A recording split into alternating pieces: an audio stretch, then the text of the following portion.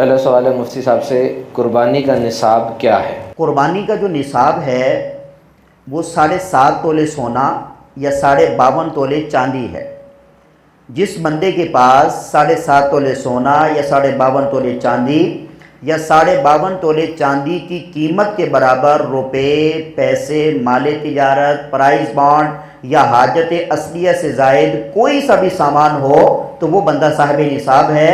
اس پر اگر قربانی کی دیگر شرائط بھی پائی جائیں تو اس پر قربانی واجب ہوتی ہے۔ اگر ایک نابالغ بچہ ہے لیکن وہ صاحب نصاب ہے، کیا اس پر قربانی کا حکم ہوگا؟ قربانی جو ہے اس کی شرائط میں سے ایک شرط یہ ہے کہ بالغ ہو۔ تو جو نابالغ بچہ ہے اگرچہ وہ کتنا ہی امیر کبیر ہو، اس پر قربانی کرنا واجب نہیں ہے۔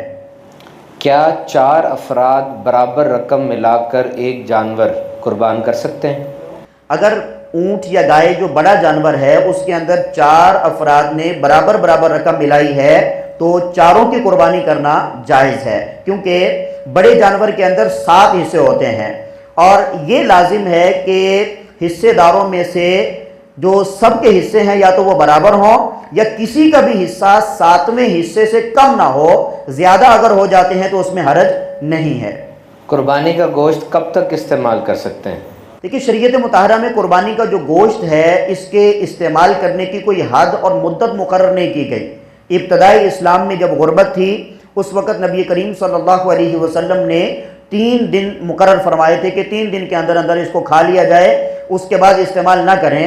لیکن پھر اس کے بعد سنن ترمذی کی حدیث پاک ہے، نبی پاک صلی اللہ علیہ وسلم نے فرمایا کہ میں نے پہلے تمہیں 3 دن سے زیادہ قربانی کے گوشت سے منع کر دیا تھا، لیکن اب میں تمہیں اجازت دیتا ہوں کہ فَكُلُوا وَأَطْعِمُوا وَادَّخِرُوا، کہ اس کو کھاؤ، اس کو کھلاؤ اور چاہے تو اس کو جمع کر کے ذخیرہ کر لو اور آئندہ کھاتے رہو، اس میں کوئی حرج نہیں ہے۔ قربانی کا جانور قربانی کی نیت سے خریدا پھر بیچ دیا، اس کا کیا حکم ہوگا؟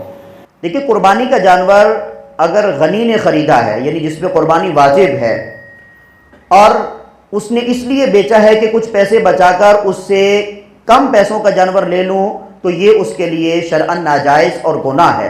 اور اگر یہ چاہتا ہے کہ بھئی جتنے پیسوں کا جو ہے وہ پہلے جانور بیچا ہے اتنے کا ہی دوبارہ لے لوں گا تو اس کے لیے بھی اس کو تبدیل کرنے کی اجازت نہیں ہے۔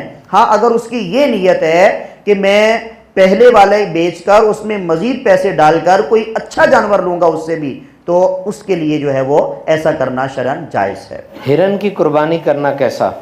ہرن کی قربانی شرعاً جائز نہیں ہے، کیونکہ قربانی کے لیے ضروری ہے کہ پالتو گھریلو جانور ہو، اور ہرن جو ہے یہ وحشی جانوروں میں سے ہے، جنگلی جانوروں میں سے ہے، اور جنگلی جانوروں کی قربانی کرنا جائز نہیں ہوتا۔